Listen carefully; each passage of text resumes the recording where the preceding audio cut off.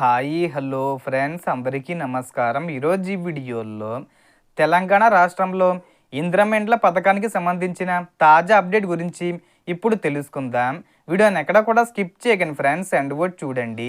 Video start చేసే ముందు మీకు ఒక small request friends, TG government నుంచి ఇంద్రమెండ్ల పథకానికి సంబంధించి మరియు ఇతర పథకాలకు సంబంధించి ఏ చిన్న అప్డేట్ వచ్చినా మీరు మిస్ కాకుండా ఉండాలంటే వెంటనే మన ఛానల్ని సబ్స్క్రైబ్ చేసుకోండి. అండ్ సబ్స్క్రైబ్ చేసుకున్న వాళ్ళందరూ కూడా సబ్స్క్రైబ్ బటన్ పక్కన ఉన్న గంట సింబల్లో ఆల్ అని పెట్టుకోవడం మర్చిపోకండి ఫ్రెండ్స్. ఇలా పెట్టుకోవడం వల్ల నేను పెట్టే ప్రతి ఒక్క వీడియో మీరు నోటిఫికేషన్ రూపంలో పొందగలరు. అండ్ వీడియో మీద నచ్చితే లైక్ చేయండి ఫ్రెండ్స్.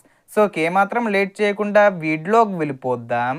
సో రాష్ట్ర ప్రభుత్వం ఇందిరమ్మ ఇండ్ల రెండో విడత అమలుకు సంబంధించిన ఏర్పాట్లను వేగవంతం చేస్తుంది.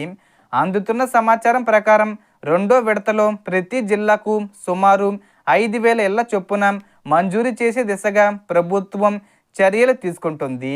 ప్రస్తుతం జిల్లాల వారీగా లబ్ధిదారుల ఎంపిక ప్రక్రియ కొనసాగుతుంది. అధికారులు L1 జాబితాలో ఉన్న అర్హుల వివరాలను పరిశీలిస్తూ ఎంపిక ప్రక్రియను పూర్తి చేసే పనిలో ఉన్నారు. మొదటి విడతలో కూడా L1 జాబితాలోని అర్హులకే ఇల్లు మంజూరు చేయగా రెండో విడతలో మొదటి విడతలో అవకాశం రాకుండా మిగిలిపోయిన L1 అర్హులకు ప్రాధాన్యం ఇచ్చే అవకాశం ఉందని అధికారులు సూచిస్తున్నారు.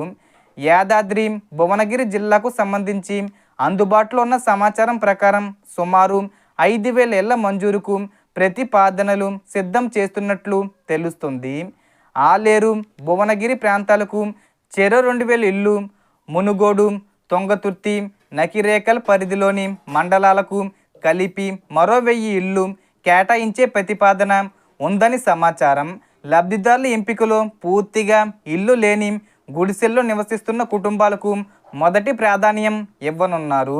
అనంతరం ఒంటరి మహిళలు, వితంతువులు మరియు అత్యంత పేద కుటుంబాలను పరిగణలోకి తీసుకోనున్నారు.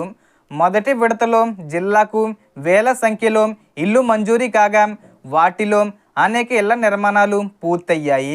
మరికొన్ని వివిధ దశల్లో కొనసాగుతున్నాయి. కొంతమంది లబ్ధిదారులు నిర్మాణాన్ని మధ్యలో నిలిపివేస్తున్నట్లు కూడా అధికారులు గుర్తించారు. రెండో విడత ఎంపిక ప్రక్రియ పూర్తయిన తర్వాత అర్హులైన వారికి మంజూరీ పత్రాలు అందజేయనున్నట్లు సమాచారం. కాబట్టి ఎవరైతే L1 జాబితాలో ఉన్నారో వారు తమ గ్రామ పంచాయతీ కార్యదర్శి, సంబంధిత అధికారులు లేదా ఇంద్రమ్మ గ్రామ కమిటీ సభ్యులతో సంప్రదింపులు కొనసాగిస్తూ తమ వివరాలను ధృవీకరించుకోవడం మంచిది. అయితే తుది అర్హతలు, మంజూరులు మరియు తేదీలకు సంబంధించి ప్రభుత్వం విడుదల చేసే అధికారిక ప్రకటననే ప్రామాణికంగా పరిగణించాలి.